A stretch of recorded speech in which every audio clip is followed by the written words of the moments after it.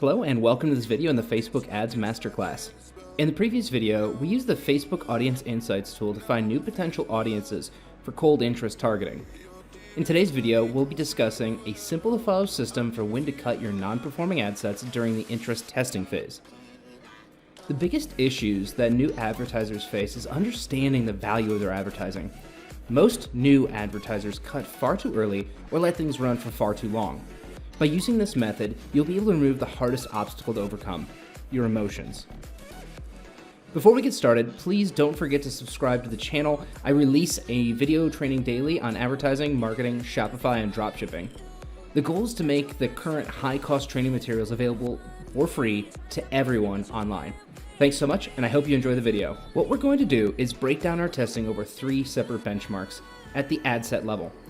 In the past, I was just breaking this down over 3 days, but because of the way that CBO spends your ad budget now, it should be addressed by amount spent on your advertising. It is important to note that this is a beginner strategy and should be applied to low-ticket items with a margin typically between $10 and $20. No one strategy will fit in all situations and for all products. The first benchmark we're going to do for our evaluation is at the $5 spent at the ad set level. For the ad set that spent $5, do we have a cost per click of less than $1? If we do not, it's time to cut that ad set. Let's break down why that's important. When first starting out in e-commerce, I would like to suggest you take the number 2.7% very seriously. This is the average conversion rate for all e-commerce stores hosted on Shopify. At first, we strive to be average. Don't settle for average, but let's start by making small improvements throughout our journey. If you can hold your own and be average, you can expect to make a sale for every 37 clicks to your website.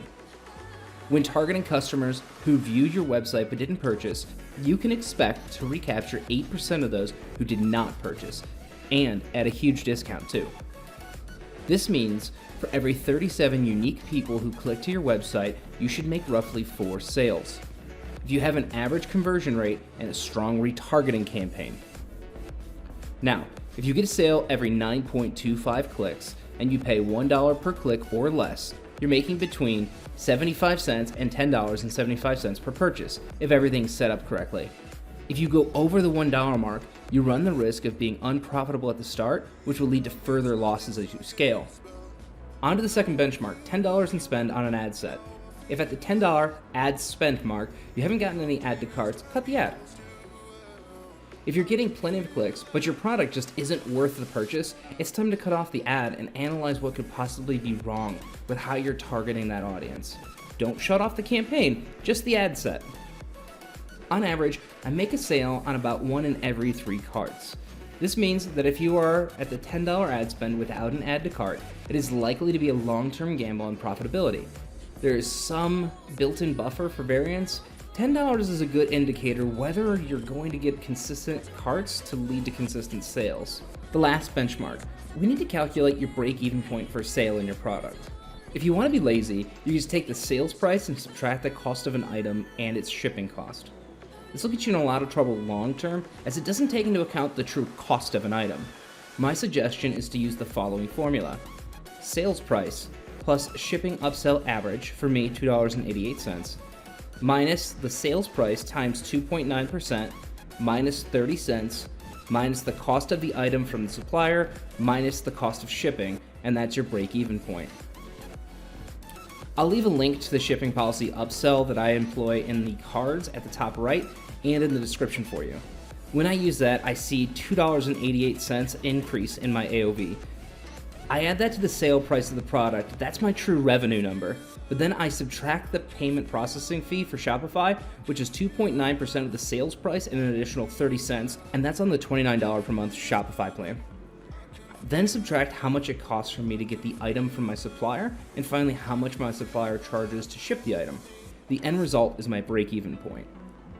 When doing the third benchmark, you must know this number, as if you spend more than this much on a product and don't make a sale, you must cut your advertising as you are no longer profitable. Every time you make a sale, start over until it's time to scale. So that means that if you make a sale on $10 in ad spend, you have to make another sale before you spend your break-even point again. So if your break-even point is $22 and you make a sale in the first $10, do not cut your ad set until you reach $32 in ad spend. The rules that I went over should be followed during cold interest testing only.